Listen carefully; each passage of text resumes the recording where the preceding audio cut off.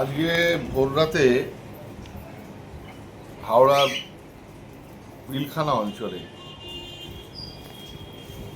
একটি ব্যক্তিগত বিবাদের জেরে এই হারুন খান শফিক খানকে হত্যা করে।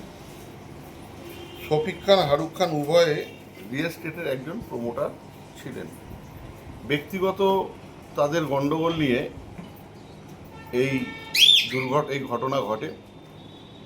একটি ভাইরাল ছবি যেটা দেখাচ্ছে যে দেখুন, আমরা জনপ্রতিনিধি, আমি সবাই জানে যে আমি সকাল থেকে রাত পর্যন্ত সবার মোটর বাইকে করে ঘুরে বেড়াই। এবার অনুবীক্ষণ যন্ত্র দিয়ে বা আতসকাচ দিয়ে তো সেটা মাপা যায় না যে কার মোটর বাইকে চললাম না চললাম। আমরা জনপ্রতিনিধি, আমরা মানুষের সাথে আরও গভীরভাবে মিশতে চাওয়ার চেষ্টা করি। যদি ফটো দিয়েই এটাকে বিচার করা যায় তাহলে এই হারুন খান যেই ছেলেটি এই ঘটনাটা ঘটিয়েছে, তিনি অর্জুন সিংয়ের সাথে বিজেপি নেতার সাথে ঘুরে বেড়াচ্ছে। এটাকে কি প্রমাণ পাওয়া যায়?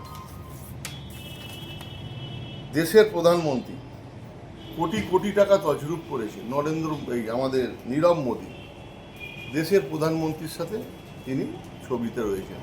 তাহলে কি এতে প্রমাণ পাওয়া যাচ্ছে যে দেশের প্রধানমন্ত্রী এই তছরূপের টাকা নিয়েছে?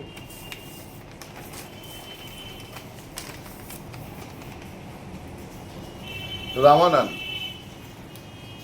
রেপিস্ট কেসের আসামি, বিখ্যাত রেপিস্ট কেসের আসামি দেশের প্রধানমন্ত্রীর সাথে এক হাত ধরে নাচ করছে।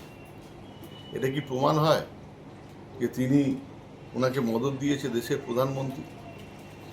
তাই প্রশাসনের কাজ করছে। এই ঘটনা অত্যন্ত আমরা স্টেপ নিচ্ছি এবং পুলিশ প্রশাসন সবসময় এই আসামিকে যত তাড়াতাড়ি শীঘ্রই অ্যারেস্ট হবে। এটা শান্ত বাংলা, এটা বাংলার মুখ্যমন্ত্রী মমতা বন্দ্যোপাধ্যায় 2011-এ পর থেকে পশ্চিমবাংলা শান্ত হয়েছে। আমরা কথা দিচ্ছি, আমরা পুলিশকে দায়িত্ব দেওয়া হয়েছে, খুব শীঘ্রই এই আসামি অ্যারেস্ট হবে। ক্রিমিনাল রাস্তায় থাকবে না, ক্রিমিনাল জেলে থাকবে। এটা দায়িত্ব নিয়ে বলে গেলাম।